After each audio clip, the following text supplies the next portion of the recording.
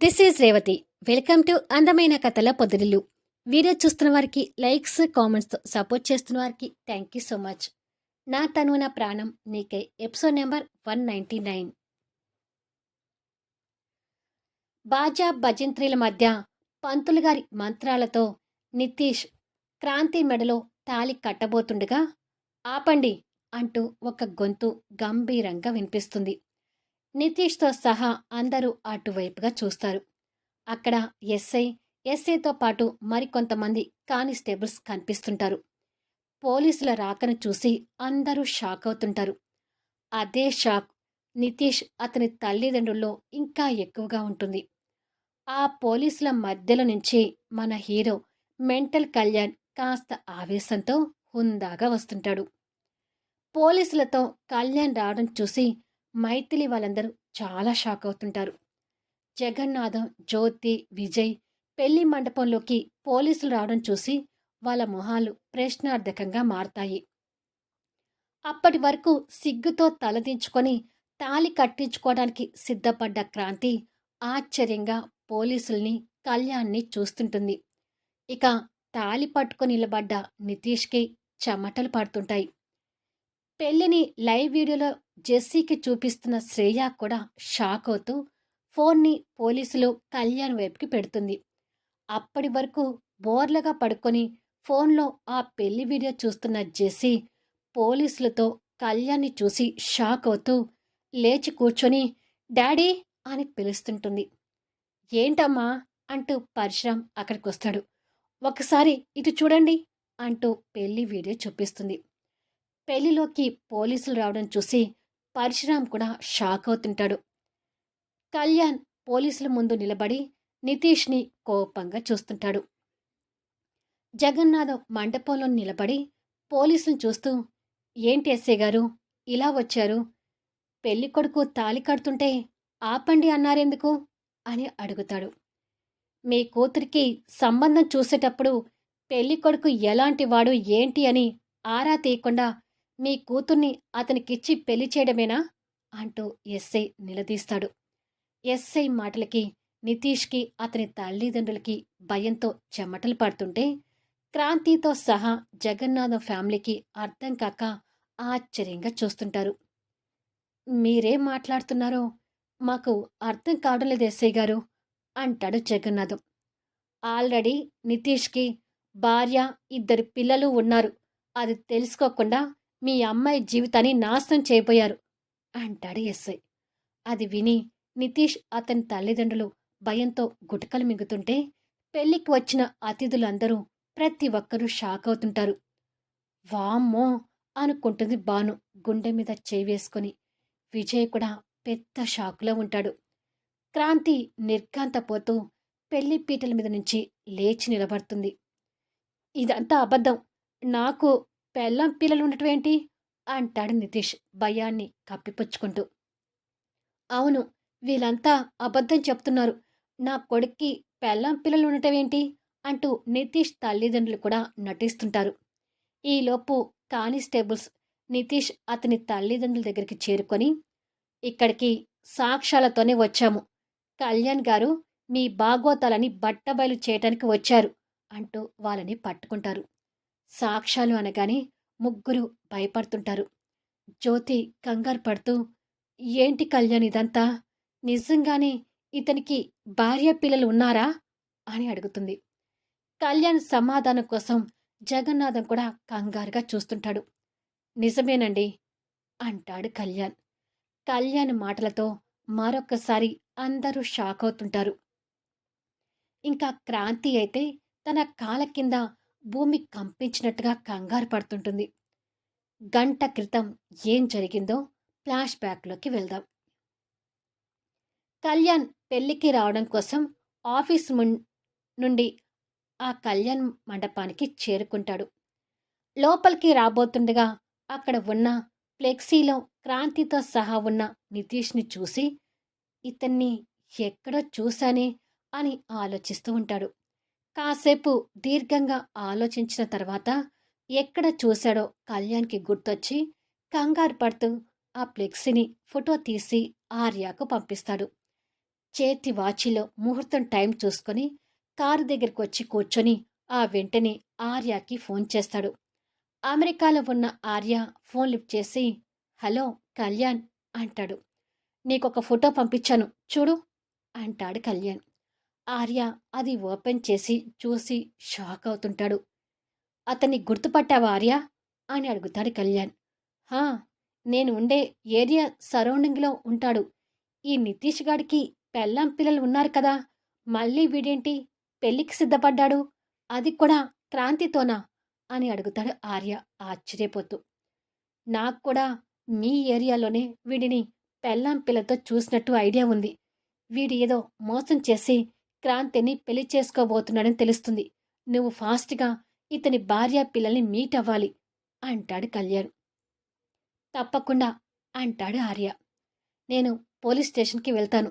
త్వరగా నువ్వు అతని భార్య పిల్లల్ని మీట్ అయ్యి నాకు ఫోన్ చేయి అని చెప్పి కళ్యాణ్ పోలీస్ స్టేషన్కి దారి పడతాడు. కళ్యాణ్ పోలీస్ స్టేషన్కి చేరుకునేసరికి ఆర్య నితీష్ భార్య పిల్లల్ని మీట్ అవుతాడు. ఆర్య ద్వారా నితీష్ భార్య నితీష్ బాగోతాన్ని తెలుసుకొని షాక్ అవుతూ ఎస్ఐతో మాట్లాడుతూ ఉంటుంది. ఎస్ఐ నితీష్ భార్య స్టేట్మెంట్ తీసుకొని, సరేనమ్మా, మేము ఇప్పుడే వెళ్ళి ఆ పెళ్లిని ఆపుతాము అని చెప్పి ఫోన్ పెట్టేసి, పదండి కళ్యాణ్ గారు అంటూ బయలుదేరతాడు.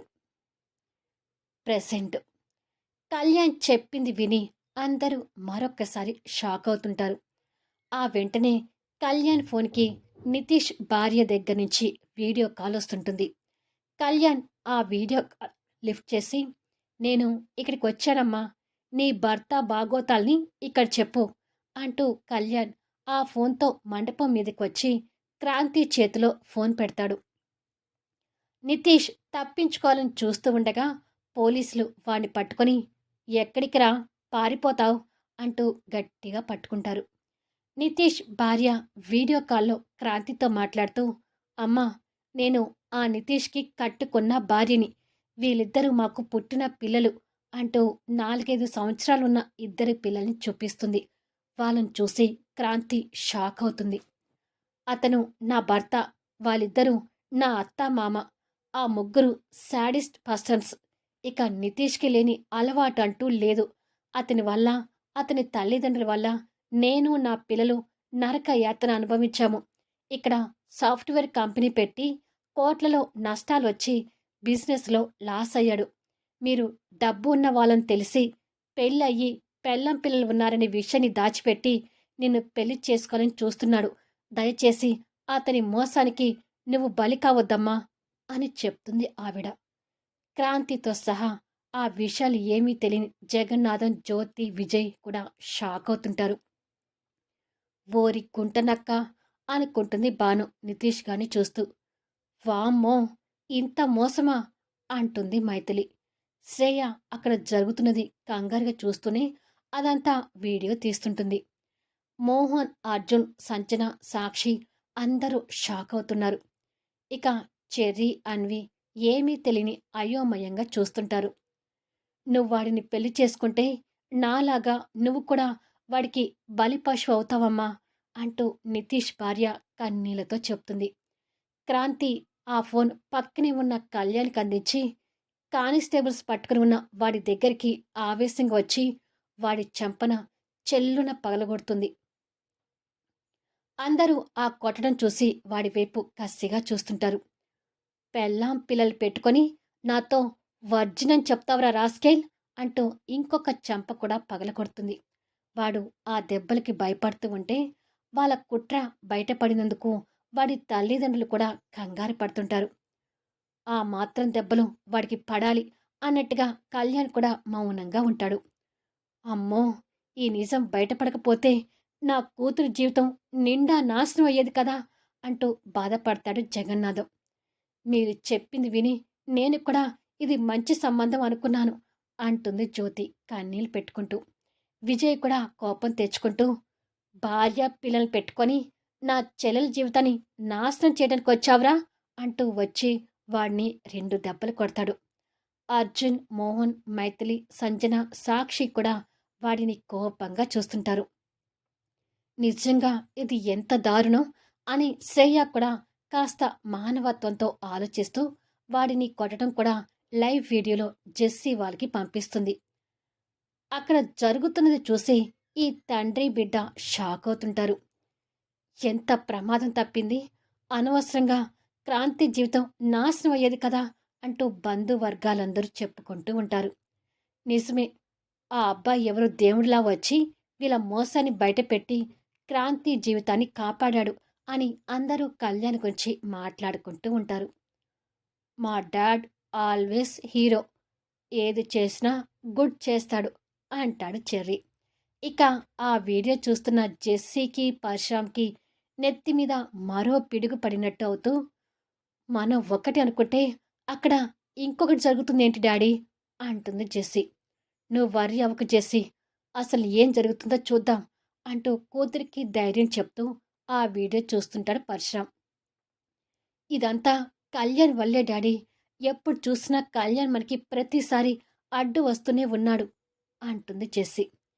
విజయ్ వాడిని చావగొడుతుంటే, వద్దు, మా కొడుకుని కొట్టకండి, మేం చేసింది తప్పే అంటారు నితీష్ తల్లిదండ్రులు. ఆగండి, మేముండగా మీరు కొట్టకూడదు, వీళ్ళ సంగతి మేం చూసుకుంటాము అంటూ ఎస్ఐ పైకి వచ్చి కానిస్టేబుల్స్ ముగ్గురిని అరెస్ట్ చేయండి అంటాడు. కాసేపట్లో ముగ్గురు అరెస్ట్ అయ్యి కానిస్టేబుల్స్ వాళ్ళని బయటికి తీసుకువెళ్తారు. సమయానికి వచ్చి ఘోరం జరగకుండా ఆపినందుకు థ్యాంక్స్ ఎస్ఐ గారు అంటాడు జగన్నాథం. ఈ థ్యాంక్స్ చెప్పాల్సింది నాకు కాదు, ఈ కళ్యాణ్ గారికి చెప్పండి.